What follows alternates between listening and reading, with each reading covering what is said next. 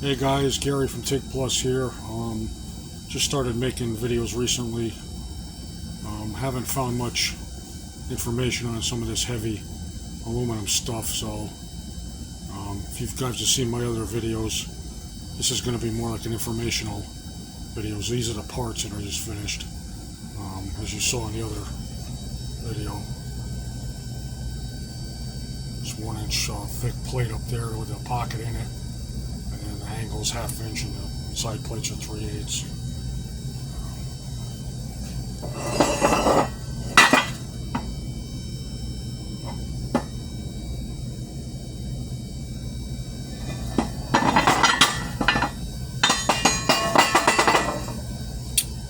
So yeah, let's go over procedure for doing stuff like this. Since I haven't found much online, thought I'd throw it out there.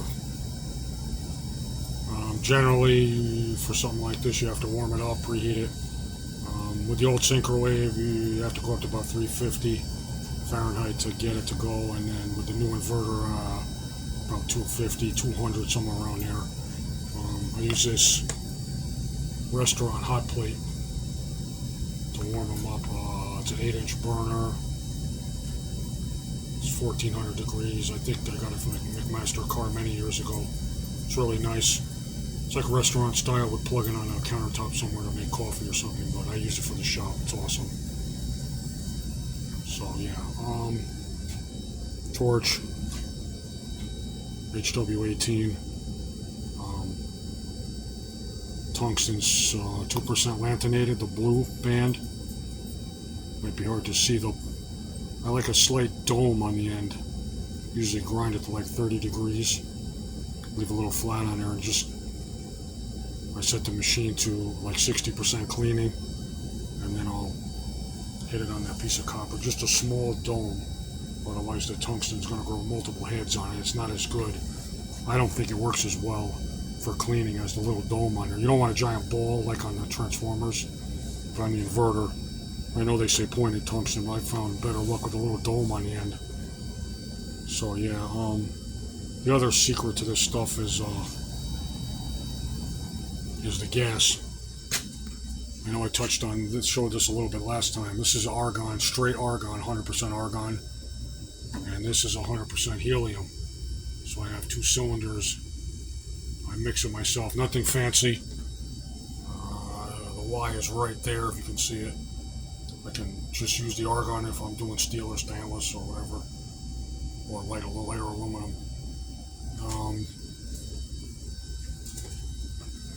With the inverter, everlast powertig 400, 50-50 on the gas seems to be the best bet for me for this heavy stuff. So what you would do is, when you purge, you turn on the machine, you turn on the purge, set balls for 20, and that seems to be like the best all around. Of course, you can always, if you got something even heavier than what I just did, you can always go up with the helium a little bit, go up to 25 and then 15 on the argon. I know everlast says no more than 25% helium, but when you're welding the heavy stuff, it's much better. I know Jody touched on this also with the helium mixture. I think he used 25% on something he was doing, which is okay too, but I just again found better results. You're never going to make it look like that with straight argon. You could probably do it with the inverter, but I don't like the result of it, so I use the helium. Unfortunately, the gas is so damn expensive now. When I first started doing this, it was $98. Now it's like $600. It's insane. But it's the only way to get those kind of results if you're looking for that. I mean, of course, it could be made, but the customer wants it pretty. So we're locked in the TIG, which is fine as long as it can happen.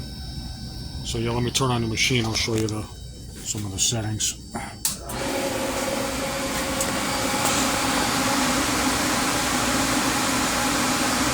Okay, so I got it up all the way. It's up to 400 amps.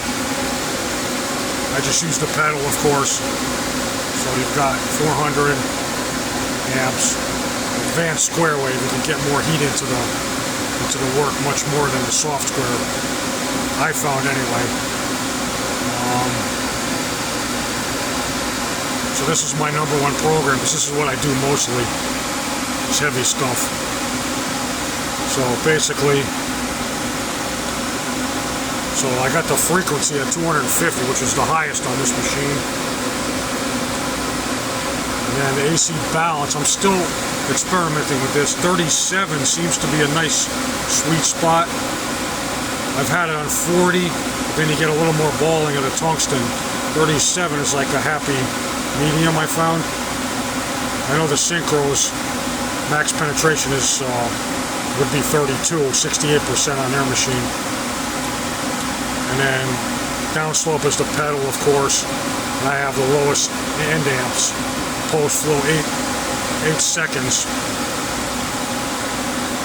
And then also my pre-flow. It's 2 seconds for the pre-flow.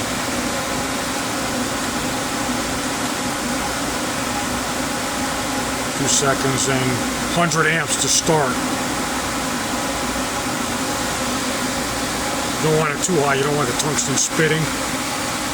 Again, see, I have such a small dome.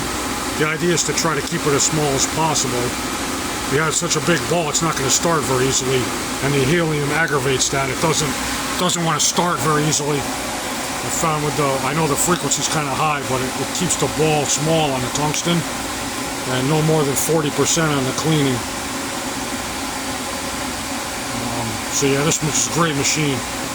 Powerful, very powerful.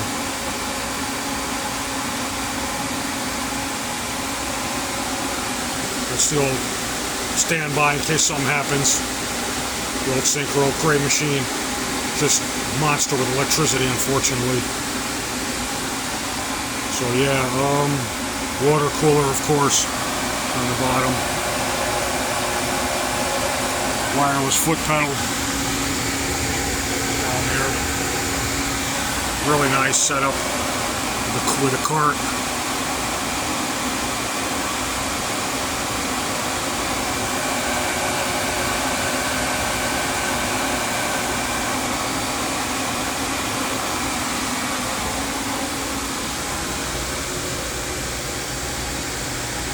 So yeah, that's it.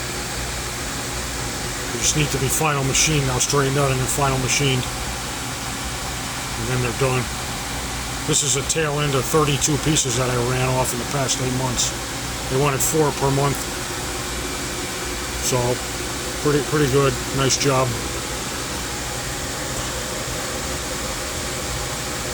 So yeah, thank you for listening. Any questions, put in the comments. In case I missed something. I probably did. Anyway, thank you so much. Bye-bye.